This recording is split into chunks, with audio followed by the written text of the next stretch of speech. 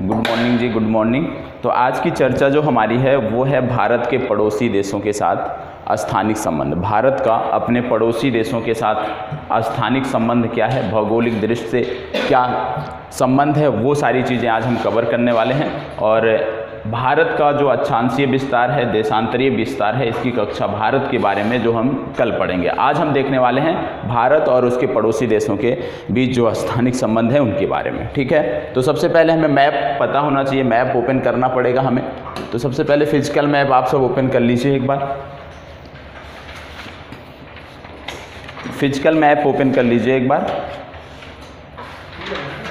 और जब बात करते हैं अक्षांशीय देशांतरीय विस्तार की तो थोड़ा सा हम जान लेते हैं। जब हम बात करते हैं भारत का अक्षांशीय विस्तार कितना है तो सबको याद ही होगा 8 कितना है, कितना अक्षांशीय विस्तार की हम बात कर रहे हैं। भारत का अक्षांशीय विस्तार कितना है, 8 डिग्री 4 मिनट से लेकर, क्या इसके साथ साथ ये भी जुड़ा है ना उत्तर या दक्षिण, ये भी ज़रूरी है ना, नॉर्थ या साउथ ये भी ज़रूरी है ना। तो भारत जी उत्तर में ही है ना, क्योंकि परीक्षा में अक्सर विकल्प तो सेम दिए रहते हैं, लेकिन उसी में नॉर्थ साउथ में उसी में कंफर्म रहना चाहिए, तभी चीज़ें बेहतर होती हैं। तो भारत का अक्षांशीय विस्तार जब हम बात करते हैं तो 8 डिग्री 4 मिनट से लेकर 37 डिग्री 6 मिनट तक का है उत्तरी, दोनों में उत्तरी आपका आता है। अब इसमें यदि हम बात करें कि ये तो भारत के मुख्य भूमि का विस्तार हो गया, भारत के मुख्य भूमि का विस्तार है। जब हम अंडमान निकोबार द्वीप को साथ लेकर चलते हैं तब हम ये बात करें कि भारत का विस्तार कितना है, क्योंकि हमारा जो सबसे दक्षिणतम बिंदु है वो आपके अंडमान निकोबार द्वीप समूह में आता है। ठीक है, तब हमारा विस्तार कितना होता है यह भी हमें पता होना चाहिए। तो यहाँ पे है 6 डिग्री 45 मिनट 10 सेकेंड, ये हमारा अक्षांशीय विस्तार है। यहाँ से शुरुआत होती है और लास्ट में आपका जो आपका कितना था 37 डिग्री 6 मिनट, ये आपका उत्तरी अक्षांश, ये आपका विस्तार होता है। अब एक प्रश्न इसमें बनता है कि भारत का जो सबसे दक्षिणतम बिंदु है, भारत का जो सबसे दक्षिणतम बिंदु है जो अंडमान निकोबार द्वीप समूह में आता है, वो अंडमान निकोबार के किस द्वीप में आता है, ये भी प्रश्न बनता है। ठीक है, अंडमान निकोबार द्वीप समूह तो है, ठीक है, बहुत सारे द्वीप हैं, तो किस द्वीप में आता है ये भी प्रश्न बनता है। नहीं, किस में आता है, ग्रेट निकोबार आइलैंड है। ग्रेट निकोबार आइलैंड के अंतर्गत निकोबार डिस्ट्रिक्ट है, निकोबार जिला है, जहां पे आपका सबसे दक्षिणतम बिंदु देखने को मिलता है। अब इसमें यदि आप अंडमान निकोबार को देखते हैं, अंडमान निकोबार को, तो सबसे दक्षिणतम आपको देखने को मिलेगा इंदिरा पॉइंट की हम बात कर रहे हैं। तो इंदिरा पॉइंट जो है आपका ग्रेट निकोबार आइलैंड के अंतर्गत आता है, और ग्रेट निकोबार आइलैंड के अंतर्गत निकोबार जिला है जिसके अंतर्गत ये आता है, ये भी आपको पता होना चाहिए। ठीक है, उसमें परेशान होने की ज़रूरत नहीं है। जब भारत के द्वीपों को हम पढ़ेंगे तो अंडमान निकोबार को हम डिटेल में पढ़ेंगे, लक्षद्वीप को हम डिटेल में पढ़ेंगे, तो वहाँ पर इसकी चर्चा हो जाएगी। आज हमारा जो विषय है वो है भारत के पड़ोसी देशों के साथ स्थानिक संबंध। अब इसमें सबसे पहले यदि आप देखते हैं तो जब भी आप देखते हैं मैप को, आप देखते हैं तो दो चीजें आपको दिखाई देती हैं। पहला क्या कि जो भारत का विस्तार है यहाँ पे जो आपको देखने को मिलता है,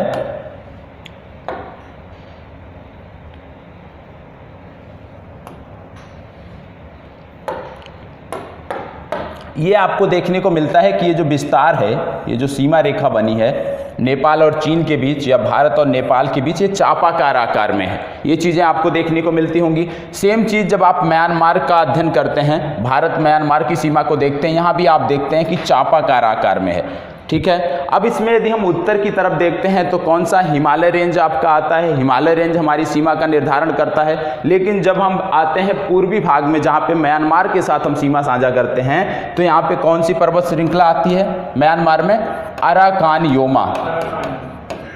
ठीक है, अराकान योमा जो है, अराकान योमा की जो सबसे ऊंची चोटी है उसी को जो लाइन खींचती हुई जाती है वही भारत और म्यांमार की सीमा का निर्धारण करती है। अब एक प्रश्न बनता है कि ये चापाकार आकार क्यों है, यहाँ पे चापाकार आकार यहाँ पे क्यों है ये।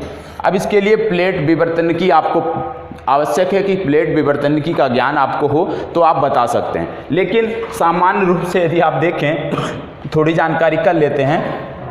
इसमें आप देखते होंगे कि जो हिमालय पर्वत है ये नवीन बलित पर्वत है सबको पता है, और यहाँ पे दो पहाड़ियाँ हैं। यहाँ पे कौन सी रेंज आपको देखने को मिलती है, अरावली, बिंद, सतपुरा, तो यहाँ पे आपको अरावली रेंज देखने को मिलती है। और एक और पहाड़ी है, शायद आप जानते होंगे, जो आपके इस रेंज में देखने को मिलती है, वो कौन सी पहाड़ी है? राजमहल की पहाड़ियाँ, राजमहल की पहाड़ियाँ हैं। अब जो अरावली है और राजमहल की जो पहाड़ियाँ हैं, ये पुराने पर्वत हैं, और हिमालय क्या है? नवीन बलित पर्वत है।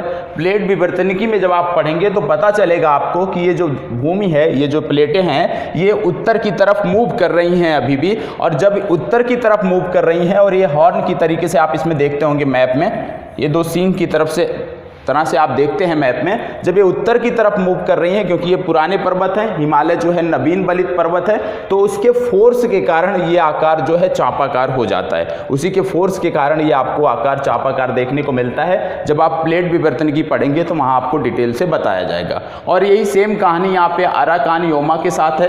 अराकान योमा के साथ यदि आप देखते हैं तो यहाँ पे म्यांमार में आपको शान की पहाड़ियाँ देखने को मिलती होंगी, शायद आपने सुना होगा।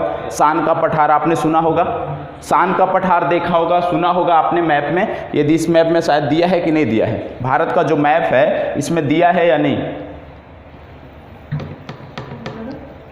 भारत के मैप में जब आप देखते हैं म्यांमार को, तो शान का पठार शायद आपको दिया होगा।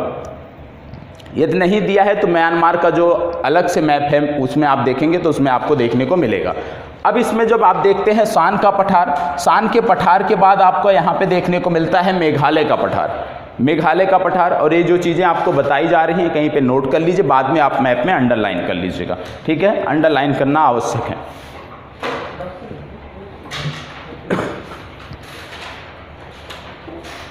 और जो शान का पठार है ये अंगारा लैंड का भाग माना जाता है, अंगारा लैंड का भाग है।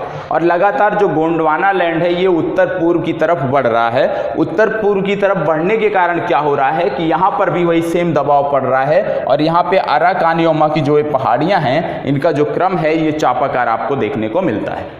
अब ये तो दो चीज़ें आपने देखा, भारत नेपाल सीमा देख लिया आपने कि प्राकृतिक सीमा किस प्रकार से निर्धारित होती है, म्यांमार सीमा आपने देख लिया।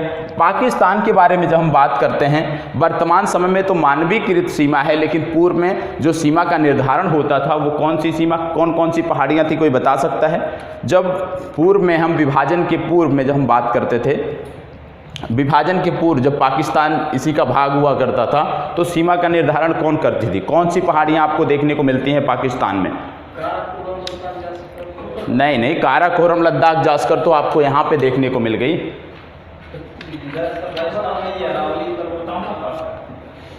आपने पामीर का पठार सुना होगा, किरथर श्रेणी सुना होगा, तो पामीर का पठार हो गया, किरथर हो गया, सुलेमान हो गया, ये सारी हमारी प्राकृतिक सीमा का निर्धारण पूर्व में करती थी।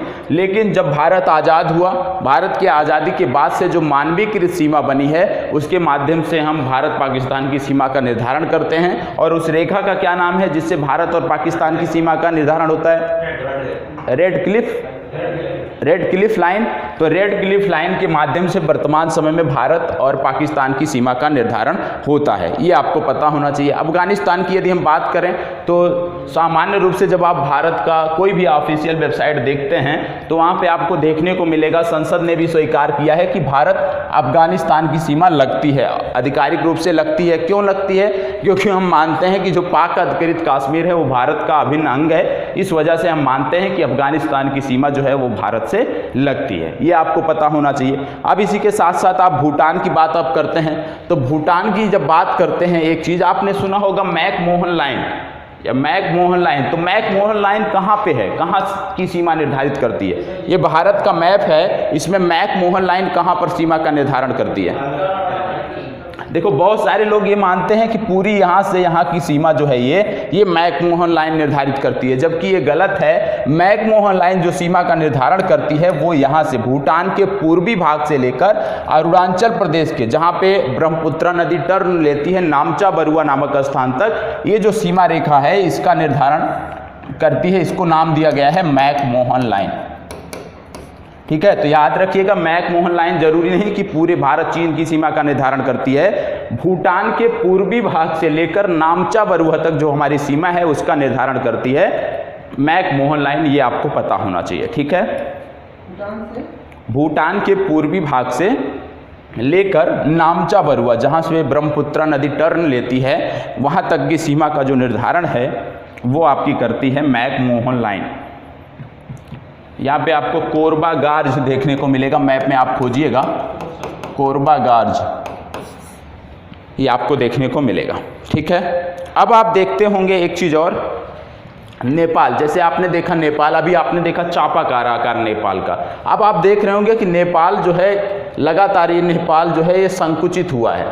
जैसे जब नेपाल का उद्भव हुआ है उसके बाद से ये संकुचन हुआ है। संकुचन क्यों हुआ है? वही एक ही कारण है जिसके कारण आपने बताया कि आकार चापाकार है, उसी के कारण नेपाल का संकुचन हुआ है और नेपाल एक बफर स्टेट के रूप में आज विद्यमान है, ये आपको पता होना चाहिए। तो अभी तक हमने देखा प्राकृतिक सीमा का निर्धारण। अब इसमें यदि आप देखते हैं बांग्लादेश के बारे में, बांग्लादेश के बारे में जब हम बात करते हैं तो भारत और बांग्लादेश की ज़्यादातर जो सीमा रेखा का निर्धारण किया गया है वो एक मैदानी क्षेत्र से होकर गुजरती हैं, और मैदानी क्षेत्र से होकर गुजरने के कारण समस्या क्या है? चकमा शरणार्थियों का नाम आपने सुना होगा, ठीक है। रोहिंग्या विवाद आपने सुना होगा, रोहिंग्या बांग्लादेश से भी भारत आ रहे हैं। तो मैदानी सीमा होने के कारण क्या हो रहा है? चकमा शरणार्थियों का विवाद और आपने देखा रोहिंग्या का विवाद, ये लगातार बढ़ता जा रहा है क्योंकि आसानी से ये प्रवेश कर जाते हैं। और लगातार यदि हम देखें तो पूरे भारत में कोई भी राज्य ऐसा नहीं है जहाँ पे आपको बांग्लादेश के लोग देखने को ना मिले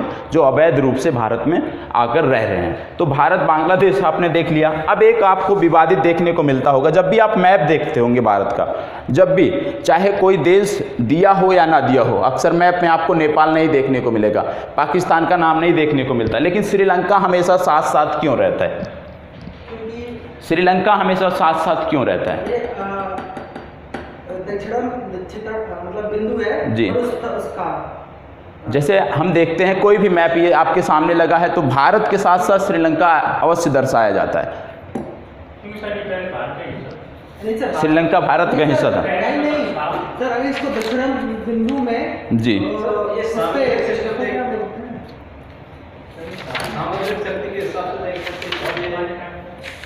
सामरिक शक्ति के हिसाब से, जैसे आप देखते होंगे एक आपने सुना होगा, जब जलीय सीमा होती है तो जलीय सीमा, किसी भी देश की जो जलीय सीमा होती है उसको 3 भागों में बांटा जाता है, सबने सुना होगा, दूरी, समुद्री दूरी के हिसाब से।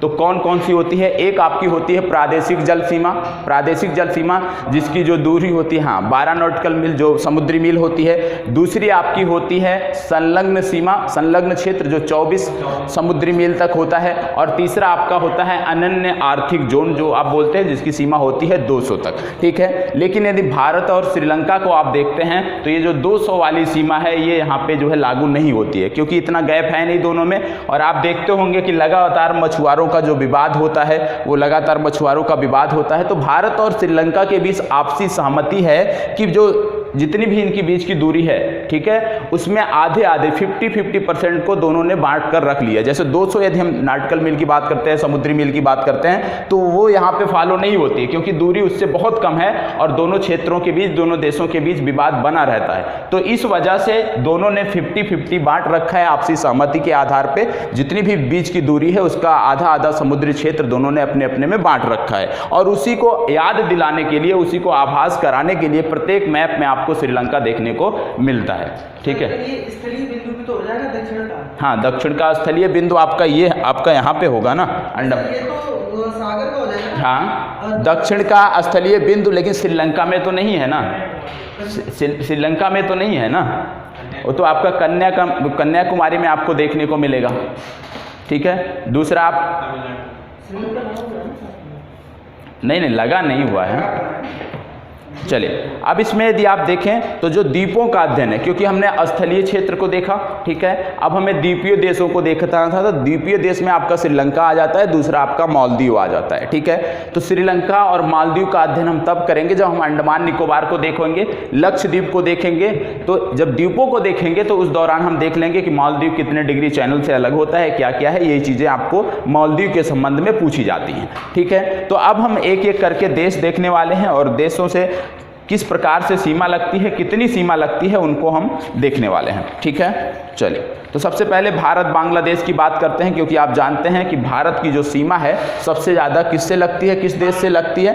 बांग्लादेश से लगती है। तो सबसे पहले हम बांग्लादेश की बात करने वाले हैं।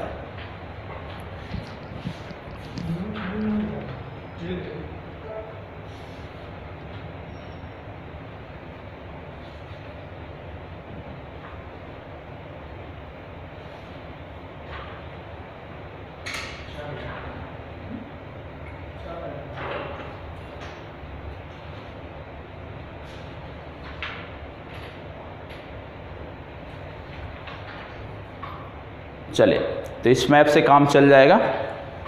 थोड़ा पुराना है लेकिन यहाँ पे हम देख लेंगे किस तरह से सीमा का निर्धारण होता है, बाकी चीज़ें तो सेम है। तो सबसे पहले हम देख रहे हैं भारत और बांग्लादेश के बीच, ठीक है। तो भारत और बांग्लादेश के बीच जब हम बात करते हैं तो भारत और बांग्लादेश के बीच जो सीमा की लंबाई है वो कितनी है? 4096। और 4096 जो सीमा रेखा है ये ज़्यादातर इसका मैदानी भागों से होकर ये गुजरती है। ये आपकी सीमा रेखा का निर्धारण है, ठीक है। अब इसमें जब बात करते हैं हम बांग्लादेश की तो दो चीज़ें आपको समझने की ज़रूरत है। पहला, एक यहाँ से प्रश्न बन सकता है कि क्या त्रिपुरा और मिजोरम जो भारत के दो राज्य हैं, इनकी सीमा जलीय सीमा लगती है कहीं से भी? त्रिपुरा और मिजोरम, यदि आप मैप नहीं देखते इतना जूम करके तो शायद आप हाँ कर देते, ठीक है। लेकिन आपको याद रखना है, प्रश्न पूछा गया एक राज्य विशेष में, शायद एमपी में पूछा गया था कि क्या त्रिपुरा और मिजोरम की सीमा जलीय सीमा लगती है, बंगाल की खाड़ी को स्पर्श करती है? नहीं करती है, ये स्थलीय सीमा लगती है त्रिपुरा और मिजोरम को, ये आपको पता होना चाहिए, ठीक है। अब 4096 किलोमीटर जो सीमा है, जब हम बात करते हैं 4096.7 किलोमीटर की सीमा रेखा है, ये तब हुआ जब भारत बांग्लादेश के बीच समझौता हुआ था, आप सबको पता होगा, ठीक है। तो उसके बाद से 4096.7 किलोमीटर की सीमा रेखा भारत और बांग्लादेश के बीच लगती है। अब बांग्लादेश की बात करते हैं तो कुछ चीज़ें मैंने आपको बोला था, कुछ आपको याद करके आना है, तैयार करके आना है। जैसे बांग्लादेश की बात करते हैं तो राजधानी क्या है ये भी पता होना चाहिए। ढाका यहाँ की राजधानी है। यदि हम बात करें बांग्लादेश की राजधानी तो ढाका है, ठीक है। तो यहाँ की मुद्रा क्या है? टका यहाँ की मुद्रा है। प्रधानमंत्री की यदि हम बात करते हैं, जनरली देख लेते हैं कौन है प्रधानमंत्री, क्योंकि अभी हाल ही में शेख हसीना यहाँ की प्रधानमंत्री, आपको पता होना। भारत और बांग्लादेश के संबंध जो है बहुत अच्छे हैं, इसलिए जानकारी होनी चाहिए। और शेख हसीना के साथ आपको एक चीज़ और पता होना चाहिए कि जो 2020 हमारा वर्ष समाप्त हो रहा है, इस वर्ष को बांग्लादेश मुजीब वर्षों के रूप में मना रहा है, ये भी आपको पता होना चाहिए जब बांग्लादेश का हम अध्ययन करते हैं। अब बात आती है मुजीब वर्षों, तो मुजीब कौन थे? शेख मुजीबुर रहमान बांग्लादेश के संस्थापक सदस्य थे। तो इनकी 100वीं वर्षगांठ है, उसी के अवसर पर बांग्लादेश वर्ष 2020 को मुजीब वर्षों के रूप में मना रहा है, ये आपको पता होना चाहिए। और अभी जो यूपी पीसीएस का एग्जाम हुआ था या यूपीएससी का, उसमें पूछा गया था कि चट्टगांव जो बंदरगाह है ये किस देश का है, किस देश में है? तो चट्टगांव और मोंगला जो दो पोर्ट हैं ये आपको बांग्लादेश में देखने को मिलेंगे, ये आपको पता होना चाहिए, ठीक है। अब दूसरी बात आती है कि कौन कौन से राज्य हैं भारत के जो बांग्लादेश से सीमा साझा करते हैं, ठीक है। महत्वपूर्ण प्रश्न है। तो कितने राज्य हैं भारत के जो बांग्लादेश से सीमा साझा करते हैं? 5 राज्य हैं। पांचों राज्य कौन कौन से हैं? पहला हो गया आपका पश्चिम बंगाल, दूसरा आपका हो गया असम, तीसरा हो गया मेघालय, चौथा हो गया त्रिपुरा और पांचवा मिजोरम। तो ये 5 राज्य आपको पता होना चाहिए, आपको नोट कर लेना चाहिए। बाद में नोट कर सकते हैं तो कर लीजिएगा, कोई दिक्कत नहीं, ठीक है। तो बांग्लादेश के साथ जो सीमा है 4096.7 किलोमीटर, इसमें 5 राज्य सीमा साझा करते हैं, जिसमें पश्चिम बंगाल, मेघालय, असम, त्रिपुरा और मिजोरम शामिल हैं। यदि हम बात करें कि सबसे ज़्यादा सीमा रेखा जो भारत के 5 राज्य हैं, इनमें से किस राज्य की सबसे ज़्यादा सीमा बांग्लादेश से लगती है, तो कौन सा है? पश्चिम बंगाल। दूसरा कौन सा है? दूसरा आपका है त्रिपुरा, ठीक है। पहला आपका आता है पश्चिम बंगाल, दूसरा आपका आता है त्रिपुरा, ठीक है। तो याद रखिएगा सबसे ज़्यादा किसकी लगती है, ये आपको पता होना चाहिए, ठीक है। चलिए, तो बांग्लादेश हमने देख लिया। बांग्लादेश के बाद जो सबसे विवादित है चीन।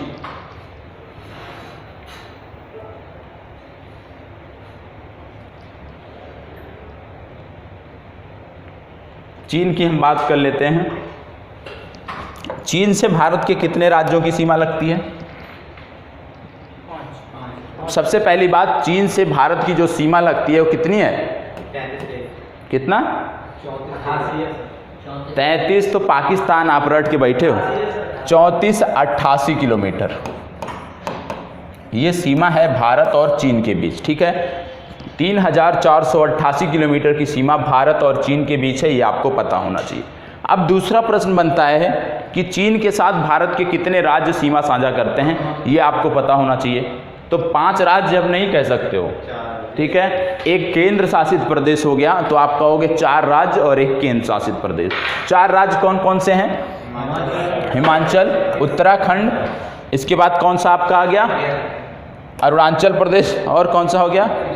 हाँ, 4 राज्य और 1 केंद्र शासित प्रदेश, ये आपका हो गया लद्दाख।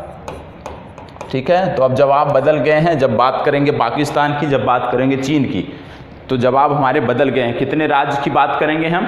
तो राज्य हो गए आपके 4 राज्य हो गए, 1 केंद्र शासित प्रदेश हो गया, ये आपको पता होना चाहिए। नहीं, वो नहीं पूछ रहा हूँ मैं, कितने राज्य सीमा साझा करते हैं चीन से। अब जब बात हो रही है चीन की, तो ये बेसिक जानकारी थी, ये आपको अंडरलाइन करना चाहिए, ठीक है, नोट करना चाहिए। अब इसमें क्या देखना है, जब बात हम चीन की करते हैं तो चीन के बारे में भी कुछ बेसिक जानकारी है जो आपको पता होना चाहिए। जैसे चीन की राजधानी क्या है? बीजिंग। मुद्रा क्या है? रेनमिनबी। आपने क्या बताया? क्या? जैसे आपने देखता है ना रुपया पैसा, उसी तरह से वहाँ भी सिस्टम है। तो रुपया जो मेन मुद्रा है उसको बोलते हैं रेनमिनबी। जैसे हम रुपया पैसा भारत में चलता है ना, उसी तरह से। तो रेनमिनबी यहाँ की मुद्रा है। राष्ट्रपति की यदि हम बात करें तो शी जिनपिंग यहाँ के राष्ट्रपति हैं। एक और महत्वपूर्ण प्रश्न पूछा जाता है कि चाइना की स्पेस एजेंसी का क्या नाम है, तो उसका नाम है CNSA, ये आपको पता होना चाहिए। दूसरा एक और इससे मिलता जुलता है, जो फ्रांस की स्पेस एजेंसी है उसका नाम है CNES, ये भी आपको पता होना चाहिए। ठीक है, तो CNSA और CNES में ज़्यादा अंतर नहीं है, तो आपको पता होना चाहिए स्पेस एजेंसी का क्या नाम है। तो चाइना की स्पेस एजेंसी हो गई CNSA। एक महत्वपूर्ण प्रश्न और इस बार पूछा गया था, याद नहीं है किस एग्जाम में पूछा गया था, डिस्कशन किया गया था, तो उसमें था रॉकेट का नाम पूछा गया था कि अंतरिक्ष मिशनों के लिए कौन कौन से रॉकेट प्रयोग किए जाते हैं। तो जो चीन प्रयोग करता है रॉकेट, उसका नाम है लॉन्ग मार्च 5। लॉन्ग मार्च के अंतर्गत जो भी कैटेगरी वर्तमान समय में 5 प्रयोग कर रहा है, लॉन्ग मार्च 5 नामक रॉकेट का प्रयोग चीन करता है अपने अंतरिक्ष मिशनों के लिए। ठीक है, अब इसमें कुछ चीज़ें और आपको पता होना चाहिए। जैसे एक और महत्वपूर्ण रॉकेट है जिसको बोलते हैं फॉल्कन 9। कोई बता सकता है इसका कौन प्रयोग करता है? फॉल्कन नामक रॉकेट का प्रयोग कौन करता है? फॉल्कन SpaceX एक कंपनी है, ठीक है, तो इसको एक साथ ही नोट कर लीजिएगा, 4 जितने भी रॉकेट बताता हूँ। फॉल्कन 9 SpaceX प्रयोग करता है। दूसरा आपने एक सुना होगा रूस कौन सा रॉकेट का प्रयोग करता है? सोयूज रॉकेट का प्रयोग रूस करता है। ठीक है, ये आपको पता होना चाहिए। यदि हम बात करते हैं कि नासा जो है वो किस रॉकेट का प्रयोग करती है, तो उसका नाम है एटलस। भारत कौन सा रॉकेट प्रयोग करता है? GSLV और PSLV, 2 रॉकेट आप बोल सकते हो। तो GSLV महत्वपूर्ण है। ठीक है, तो ये चारों आपको पता होना चाहिए। आप कोई भी समाचार पत्र पढ़ोगे, जब मान लीजिए चीन ने कोई अंतरिक्ष मिशन अपना छोड़ा है, तो आप देखोगे कि इसमें रॉकेट की बात आएगी, तो लॉन्ग मार्च रॉकेट की बात आएगी। ठीक है, रूस से संबंधित कोई मिशन आप देखोगे तो उसमें देखने को आपको मिलेगा कि सोयूज रॉकेट आपको देखने को मिलेगा, ये आपको पता होना चाहिए। और सबसे महत्वपूर्ण ही SpaceX का है जो है फॉल्कन 9, सबसे पावरफुल रॉकेट है। ठीक है, वर्तमान समय में सबसे पावरफुल रॉकेट जो है वो फॉल्कन 9 है, ये आपको पता होना चाहिए। ठीक है, तो चीन के संबंध में आपने देख लिया कि कौन कौन से राज्य हमारे हैं जो सीमा साझा करते हैं चीन के बारे में, और बेसिक जानकारी कुछ आपने देख लिया। एक चीज़ और हम पूछ लें कि चीन के साथ भारत का कौन सा राज्य है जो सबसे लंबी सीमा का जो है साझा करता है चीन के साथ, तो राज्य कौन सा होगा? अरुणाचल प्रदेश। स्पष्ट दिख रहा है, इसमें कोई दिक्कत नहीं होनी चाहिए। ठीक है, ये आपका है। तो चीन देख लिया हमने, बांग्लादेश देख लिया। अब हम देख लेते हैं पाकिस्तान।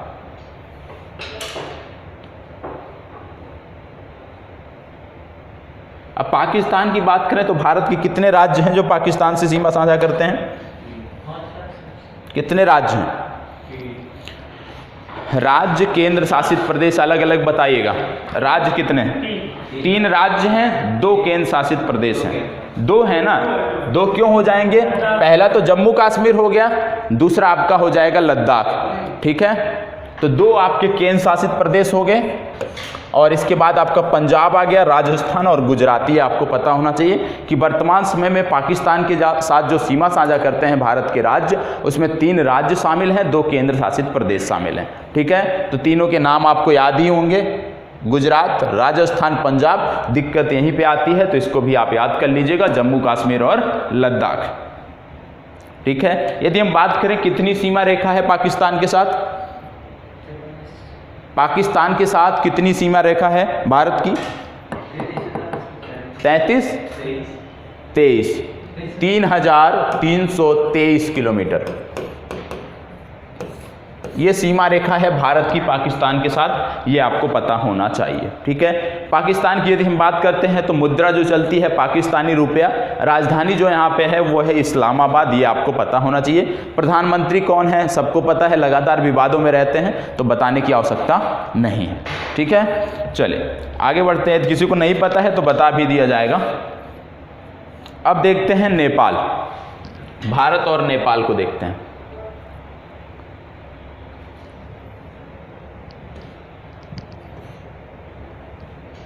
चलें भारत और नेपाल की बात करते हैं तो बताएं भारत के कितने राज्य हैं जो नेपाल से सीमा साझा करते हैं? 5 राज्य आप बता रहे हैं। 5 राज्य कौन कौन से हैं? पहला तो आपका आ जाता है उत्तराखंड, दूसरा आपका आ जाता है उत्तर प्रदेश, तीसरा आपका आ जाता है बिहार। दिक्कत कहाँ पे होती है? जो लोग अच्छे से मैप का अध्ययन नहीं कर दिए होते हैं, सिर्फ दिक्कत उनको आती है पश्चिम बंगाल में। वो अनुमान नहीं लगा पाते कि पश्चिम बंगाल किस प्रकार से नेपाल से सीमा साझा करता है। ठीक है, तो यहीं पे याद रखने वाला राज्य कौन सा है? सिर्फ और सिर्फ पश्चिम बंगाल है। बाकी आप कर सकते हो, यदि आपको मैप सरसरी निगाह से भी आपने कभी देखा है तो आप जवाब दे सकते हो। यदि हम बात करें कितनी लंबी सीमा है हमारी भारत की नेपाल के साथ, तो कितनी लंबी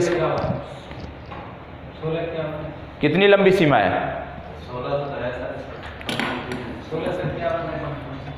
कंफर्म कर लो कितनी लंबी सीमा रेखा है। और कोई? 1751। ठीक है, भारत की जो सीमा रेखा है नेपाल के साथ वो 1751 किलोमीटर है, जिसमें से आपके जो राज्य हैं वो आपका हो गया उत्तराखंड, उत्तर प्रदेश, बिहार, पश्चिम बंगाल और सिक्किम। 5 राज्य आपको यहाँ पे देखने को मिलते हैं। नेपाल की यदि हम बात करें तो नेपाल की जो मुद्रा है वो कौन सी है? नेपाली रुपया। राजधानी कौन सी है? काठमांडू। प्रधानमंत्री कौन है?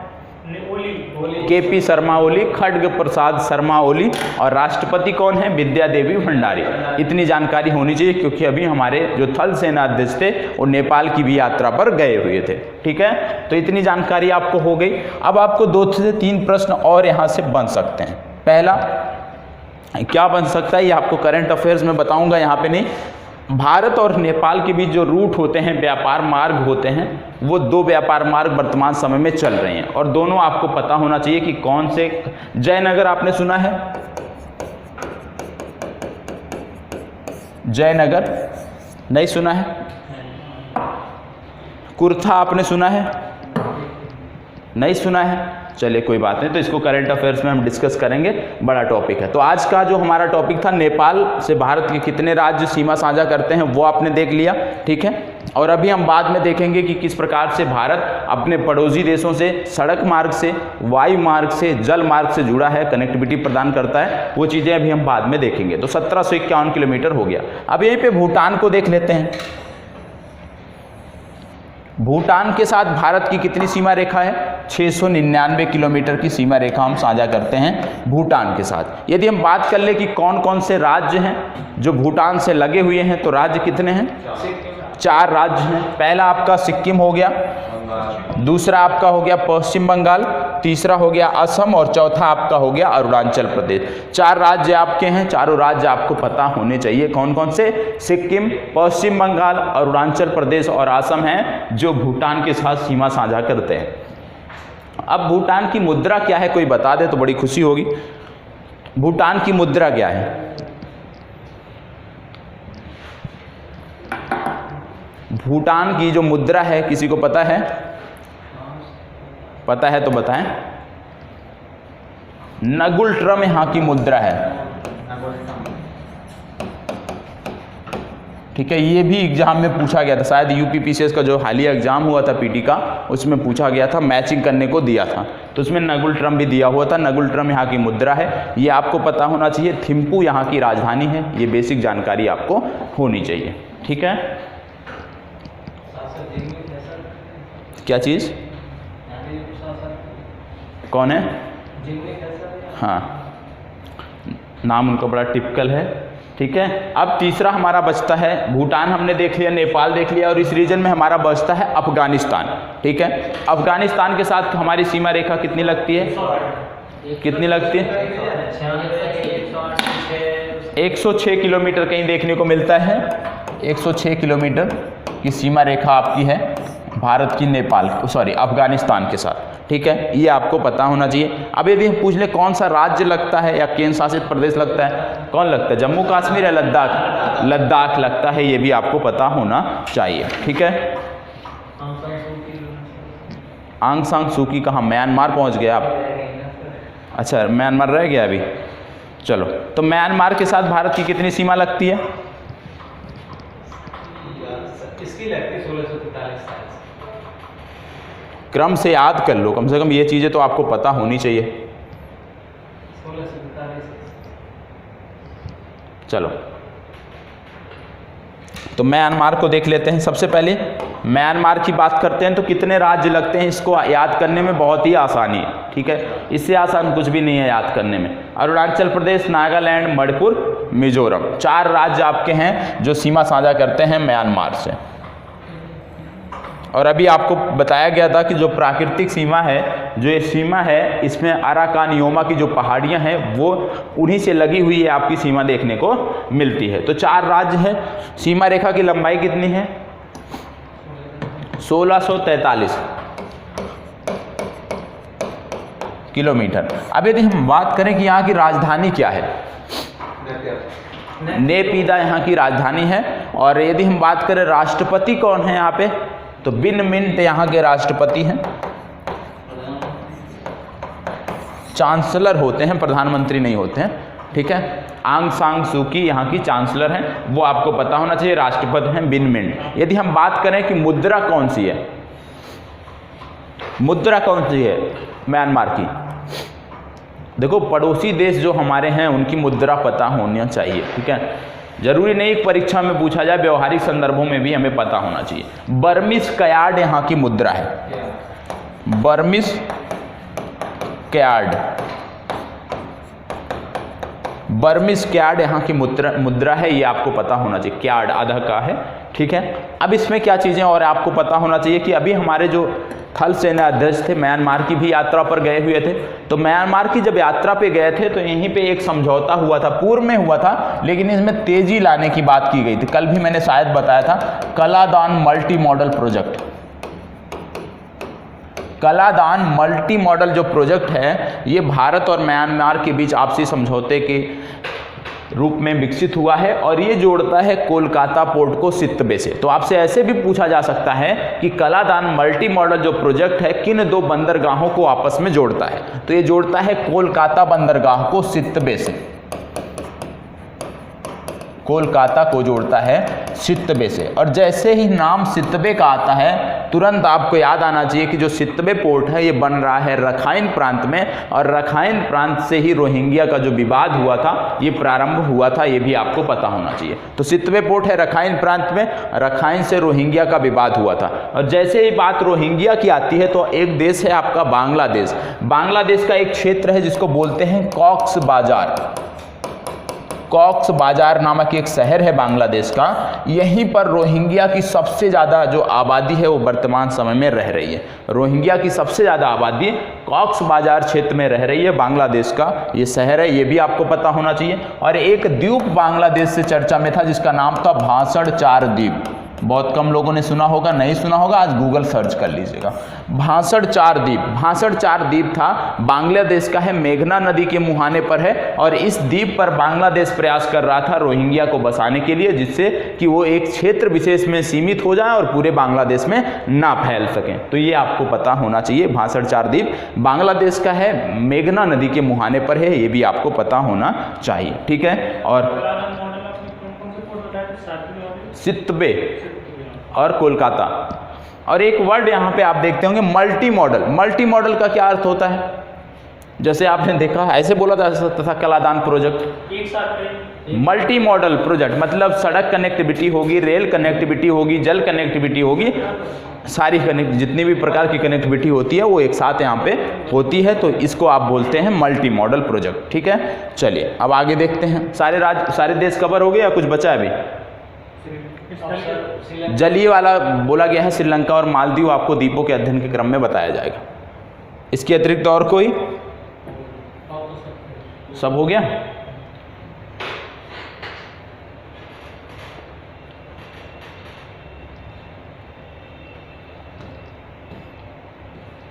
भौगोलिक स्थिति आपने नोट ही कर लिया है, ठीक है। अब इसमें देखा जाए भौगोलिक स्थिति में किस प्रकार से हम कनेक्टिविटी प्रदान करते हैं। जैसे वायु मार्ग है, जल मार्ग है, रेल मार्ग है, सड़क मार्ग है। तो वर्तमान समय में यदि हम देखें, पाकिस्तान को यदि हम छोड़ दें तो पाकिस्तान के अलावा जो भी देश हैं, हमारे पड़ोसी देश हैं, सभी के साथ हमारी कनेक्टिविटी बनी हुई है। चाहे वो रेल मार्ग की हो, रेल मार्ग आपको नेपाल के साथ देखने को मिलेगा, बांग्लादेश के साथ देखने को मिलेगा, पाकिस्तान के साथ देखने को मिलेगा। पाकिस्तान के साथ समझौता एक्सप्रेस लगातार चल रही है, विवादों के बीच भी चल रही है, और इसी प्रकार से नेपाल के बीच रेल कनेक्टिविटी शुरुआत हुई है। म्यांमार के साथ रेल कनेक्टिविटी हमारी नहीं है, भूटान के साथ रेल कनेक्टिविटी नहीं है, ठीक है, अफगानिस्तान के साथ नहीं है। तो ये ऐसे कुछ देश हैं जिनके साथ नहीं है। और यदि हम बात करते हैं द्विपक्षीय संबंधों की, तो पाकिस्तान को यदि हम छोड़ दें, पाकिस्तान और चीन को छोड़ दें, तो जो भी हमारे पड़ोसी देश हैं उनके साथ हमारे मित्रवत संबंध बने हुए हैं। अब एक वर्ड आता है IRS और इनसैट। कोई फुल फॉर्म बता सकता है IRS का? IRS का कोई फुल फॉर्म बता सकता है? इससे जोड़ के कोई बता सकता है? अभी इनसेट लिखा हुआ है तो IRS का बता सकते हो, उसी से जुड़ा हुआ है, बताएं, उसी से जुड़ा हुआ है। रिमोट सेंसिंग सैटेलाइट सुना है? क्या होती है? अब तो पढ़ रहे हो, साइंस टेक भी पढ़ रहे हो। क्या चीज़? रिमोट सेंसिंग सैटेलाइट मतलब जो हमारे द्विपक्षीय संबंध होते हैं, जो भी हमारे देशों के साथ द्विपक्षीय संबंध हैं, जरूरी नहीं कि वो राजनीतिक संबंधों के आधार पे हों, सांस्कृतिक संदर्भों के आधार पे हों। कुछ ऐसी है आजकल तकनीकी के आधार पे भी, साइंस टेक के आधार पे भी, अंतरिक्ष संबंधों के आधार पे भी देशों के संबंध निर्धारित होते हैं। तो IRS जो है, इसका फुल फॉर्म है इंडियन रिमोट सेंसिंग सैटेलाइट। और इंडियन जो रिमोट सेंसिंग सैटेलाइट है, ये 900 किलोमीटर की ऊंचाई पर, 900 किलोमीटर की ऊंचाई पर भारत के उत्तरी भाग से दक्षिणी भाग की यात्रा करती है। भारत के उत्तरी भाग से, उत्तरी कश्मीर से लेके कन्याकुमारी तक की यात्रा करती है। और रिमोट सेंसिंग सैटेलाइट है मतलब इससे कुछ चित्र लिए जाते होंगे। तो यदि मान लीजिए कोई चित्र हम बिहार राज्य से लेते हैं जो नेपाल बॉर्डर से लगा हुआ है, तो जरूरी नहीं है कि सिर्फ उससे तो बॉर्डर का निर्धारण नहीं होगा कि सिर्फ और सिर्फ भारत का ही चित्र लेगा, नेपाल का भी लेगा।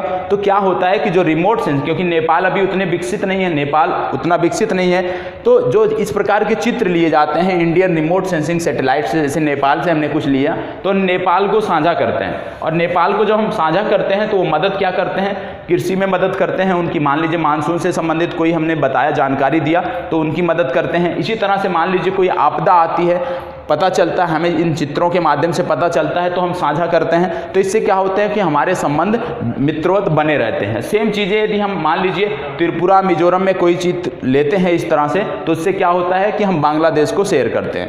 इसी तरह से जो भी सैटेलाइट, रिमोट सेंसिंग सैटेलाइट किसी भी अन्य देश की भारत से होकर गुजरती है, तो भारत के साथ भी उनकी जानकारी, उनकी डेटा को शेयर करती है, जिससे देशों के साथ मित्रवत संबंध बने होते हैं। तो जो द्विपक्षीय संबंध है, जरूरी नहीं कि अब राजनीतिक संबंध उनके आधार पे बने हो या सांस्कृतिक के आधार पे बने हो, अब अंतरिक्ष संबंधों के आधार पे भी देशों के संबंध निर्धारित हो रहे हैं। सेम चीजें आप देखते होंगे इनसैट। इनसैट क्या है?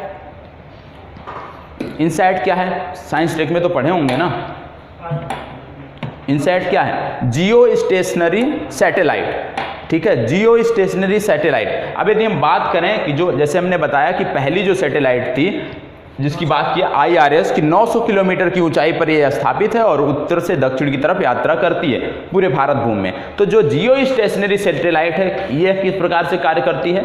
ये 36,000 किलोमीटर की ऊंचाई पर स्थापित है और एक जगह पर स्थिर है। ये मूव नहीं करती है, एक जगह पर स्थिर है और उस रेंज में जो भी जानकारी हमें होती है वो देती है। और इनसैट जो सैटेलाइट है विशेषकर कम्युनिकेशन के लिए प्रयोग की जाती है, ये आपको पता होना चाहिए। कम्युनिकेशन के लिए, जैसे टेलीविजन हो गया, रेडियो हो गया, इन सब के लिए हम इसका प्रयोग करते हैं, इनसैट सैटेलाइट का। और इसका जो डाटा है इसको हम शेयर करते हैं अपने पड़ोसी देशों के। जैसे आपने पूर्व में सुना होगा सार्क सैटेलाइट, सार्क सैटेलाइट भेजा गया था, कि सार्क जो भी सार्क के देश हैं उनकी मदद करने के लिए, उनको किसी भी प्रकार की समस्याएं हों तो सैटेलाइट के माध्यम से जो भी चित्र मिलते हैं, जो भी जानकारियां होती है वो सार्क के देशों को सम्मिलित की जाए, सार्क के देशों को शेयर किया जाए। इसके लिए सार्क सैटेलाइट की भी संकल्पना लाई गई थी। तो इनसैट क्या है, IRS क्या है, ये पता होना चाहिए। दो बेसिक जानकारी आपको पता चला कि इनसैट जो है ये स्थिर रहता है कितने किलोमीटर पे, 36,000 के किलोमीटर पे, और जो इंडियन रिमोट सेंसिंग सैटेलाइट है ये 900 किलोमीटर की ऊंचाई पर होती है और उत्तर से दक्षिण की तरफ यात्रा करती है। तो दो बेसिक प्रश्न आपके साइंस के भी तैयार हुए हैं, ठीक है।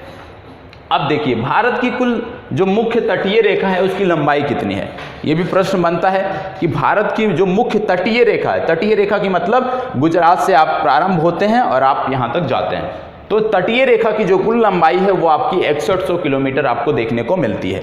दूसरी बात, कुल तट रेखा जो द्वीपीय क्षेत्र सहित है, यदि हम अंडमान को भी ले लेते हैं, निकोबार, अंडमान निकोबार और लक्षद्वीप को भी समाहित करते हैं, तो कितनी लंबाई हो जाती है हमारी, 7516.5 किलोमीटर ही हमारी कुल लंबाई हो जाती है। अब इसमें यदि हम बात करें कुल स्थलीय सीमा की लंबाई कितनी है, तो 15,200 किलोमीटर हमारे स्थलीय सीमा की लंबाई है। ये फैक्ट है, ये आपको पता होना चाहिए। सीधा सा आपके यूपीएससी में तो नहीं, लेकिन राज्य विशेष में अन्य कोई एग्जाम होगा तो एक लाइन में पूछा जा सकता है कि भारत के कुल स्थलीय सीमा की लंबाई कितनी है या भारत के कुल तटीय क्षेत्र की लंबाई कितनी है, तो ये आपको पता होना चाहिए, ठीक है। और इसी के साथ साथ आपको ये भी पता होना चाहिए कि जब हम बात करते हैं कुल सीमा, चाहे स्थलीय सीमा है, हमारी जलीय सीमा है, उसकी कुल लंबाई कितनी है, तो 22,716.5 किलोमीटर हमारी कुल भूभाग की लंबाई है, चाहे हम जलीय क्षेत्र की बात करें या हम स्थलीय क्षेत्र की बात करें। तो इसको आप नोट करना चाहते हैं, सिंपल सा फैक्ट है, नोट कर लीजिए। सर पीडीएफ प्रोवाइड नहीं होगी इसकी? पीडीएफ प्रोवाइड हो जाएगी,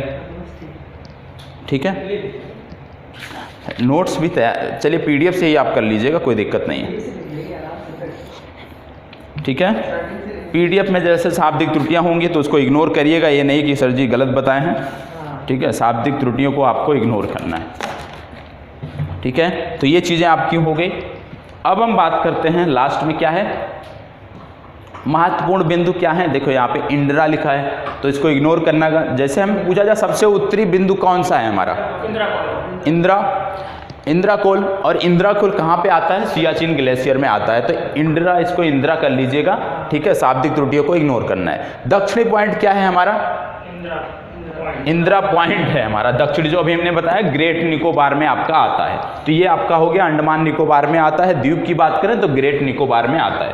पूर्वी पॉइंट कौन सा है हमारा, किब, तो ये कहाँ पे आपको देखने को मिलेगा, अरुणाचल प्रदेश में देखने को मिलेगा।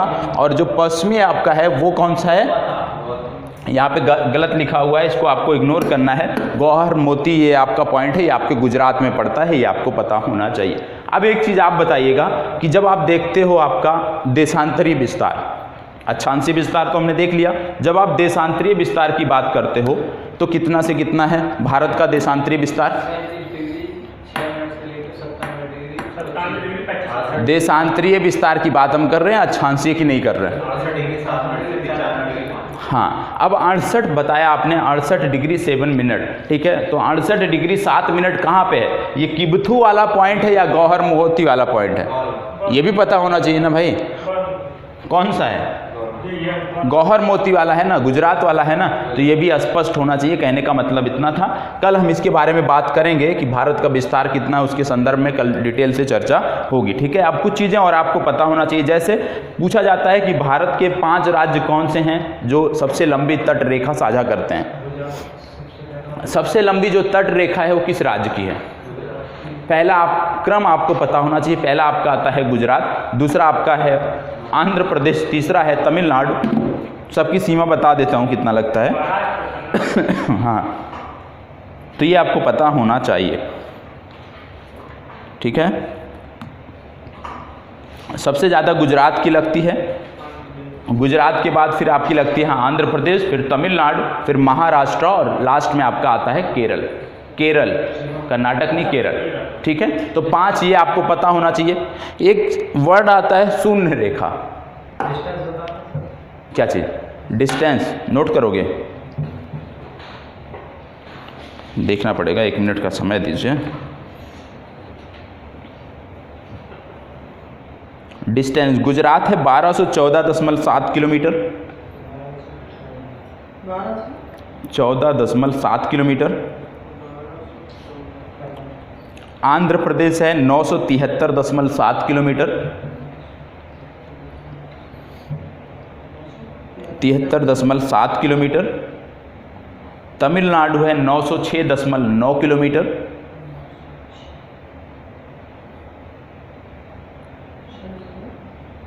कौन सा पूछ रहे हैं बताएं? 906.9। इसके बाद आता है आपका महाराष्ट्र। महाराष्ट्र है 652.6 किलोमीटर। और लास्ट में आपका आता है केरला। केरला आपका है 569.7 किलोमीटर। हाँ, कर्नाटक 280 किलोमीटर। कर्नाटक जरूरी नहीं है, 5 याद रखिए काफ़ी है, ठीक है। अरे यदि हम आपसे पूछें, एक प्रश्न पूछा जाता है कि भारत के कौन से राज्य ऐसे हैं जो ना तो तट रेखा साझा करते हैं, ना तो किसी तट से लगे हुए हैं, ना ही अंतर्राष्ट्रीय सीमा साझा करते हैं। तो ऐसे गिने हुए राज्य हैं भारत के। तो कौन कौन से राज्य हैं ऐसे हैं जो ना तो तटीय हैं और ना तो अंतर्राष्ट्रीय सीमा साझा करते हैं? ये भी आपको पता होना चाहिए। कौन कौन से हैं देख लेते हैं। नीचे से अभी ये है आपका मैप, नया मैप है, आप देख लीजिए कौन कौन से हैं। गिने चुने राज्य हैं जो आपको पता होना चाहिए। 5 राज्य हैं, कुल मिला के 5 राज्य हैं जो किसी ना तट से लगे हुए हैं, ना ही अंतर्राष्ट्रीय सीमा साझा करते हैं, और वो 5 राज्य आपको पता होना चाहिए। जैसे पहला आपका आ गया हरियाणा, मध्य प्रदेश आ गया, इसके बाद छत्तीसगढ़ आ गया, झारखंड आ गया और तेलंगाना आ गया। ये 5 राज्य आपको गिने हुए चाहिए, अंगुलियों पे याद होने चाहिए, ठीक है। पूछा जा सकता है, मान लीजिए 4 विकल्प दे दिए, 4 नाम दे दिए और पूछ लिया गया कि इनमें से कौन सा राज्य जो तो ना तो अंतर्राष्ट्रीय सीमा साझा करता है और ना ही तटीय सीमा साझा करता है, तो आपको पता होना चाहिए, ठीक है। नोट कर लिए। अब एक और प्रश्न बनता है कि भारत का ऐसा कौन सा राज्य है, भारत का ऐसा कौन सा राज्य है जो 3 तरफ से, प्रश्न सुना ही नहीं, 3 तरफ से बांग्लादेश से घिरा हुआ है?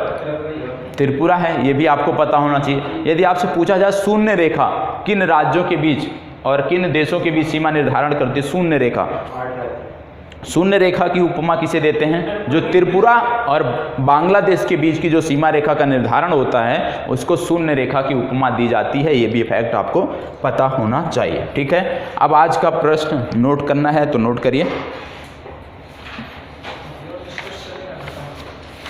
क्या चीज?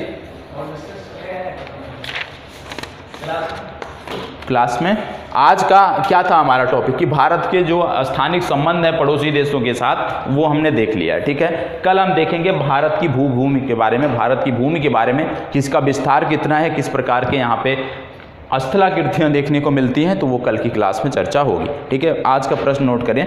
भारत की लंबी तटरेखा, भारत की लंबी तटरेखा किस प्रकार से भारत को पड़ोसी देशों पर विभिन्न संदर्भों में बढ़त दिलाती है? देशों पर विभिन्न संदर्भों में बढ़त दिलाती है।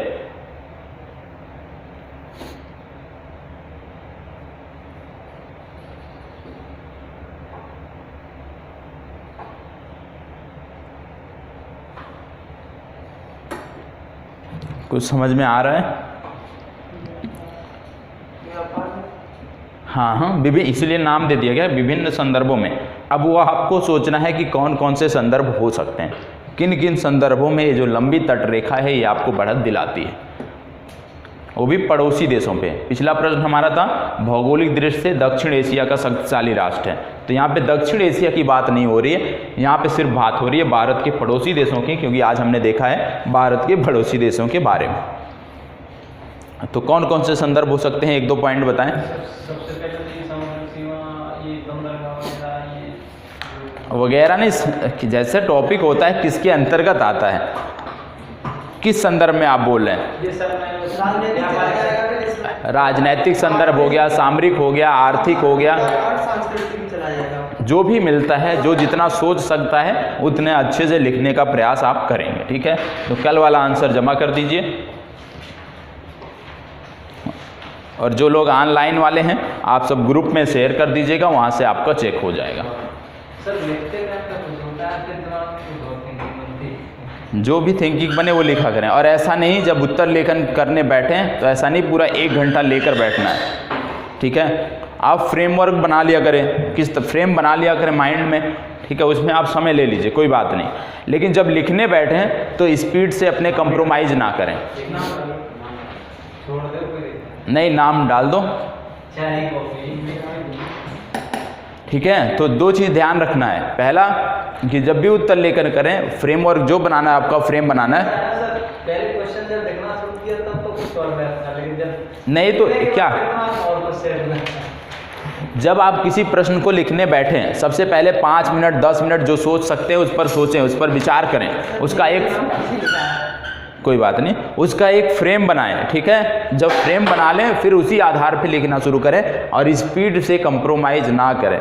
ठीक है, स्पीड बहुत ज़रूरी है, क्योंकि स्पीड नहीं होती है, लोगों को आता है लेकिन प्रश्न छूट जाते हैं, और प्रश्न छूटते हैं तो नुकसान आपका होता है। मान लीजिए आपने 2 ही प्रश्न छोड़ दिए, यदि आपको आ रहा था, समय नहीं था, 2 प्रश्न आपके छूट गए, तो ऐसे आप 10 15 20 नंबर पीछे हो गए दूसरे से। तो हमें स्पीड से कंप्रोमाइज़ नहीं करना है यूपीएससी में। जो हमारा समय है, भले ही आप सोचने में समय लगा दीजिए कि हमें क्या क्या लिखना है, उस पर आप घंटों ले लीजिए, कोई दिक्कत नहीं, लेकिन जब लिखने बैठे तो स्पीड से कंप्रोमाइज़ नहीं होनी चाहिए। ठीक है, देखो किसका है ये, आपका है, अभी भी सुधार नहीं है। शक्ति अलग, शाली अलग। शक्तिशाली एक साथ लिखा जाता है ना, ऐसे नहीं भैया। सर्वोपरि, शाब्दिक त्रुटियां बहुत हैं अभी भी। ये तो सर नहीं तो सुधरना चाहिए ना। लेकिन अब सर जब तक कंप्लीट होगा तब तक कंप्लीट होगा। गोंडवाना, गोंडवाना होता है गोंडवारा, बहुत कम यहाँ की हो, बहुत शाब्दिक त्रुटियां। कल देखना पूरा गोला गोला रहेगा फिर। ये किसका है? थोड़ा और अच्छा लिखो करो, ऐसे लिखोगे तो भैया कोई नहीं पढ़ पाएगा।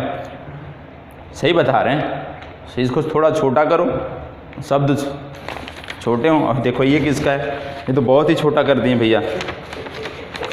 ये किसका है, बहुत ही छोटा कर दिया, इतना भी छोटा ना करो भैया।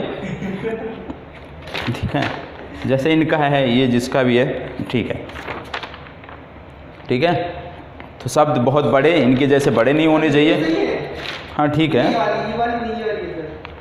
वो भी ठीक है, लेकिन ये नहीं ठीक है, सुधार करना। खींच के लिख, कोई पढ़ ही नहीं पाए, पढ़ेगा ही नहीं भैया। इस तरह लिखे हो, एक दूसरे के ऊपर ओवरलैप हो रहे हैं सब, ध्यान से कोई पढ़ेगा नहीं और नुकसान आपका होगा। सब कुछ ज़रूरी है, नॉलेज भी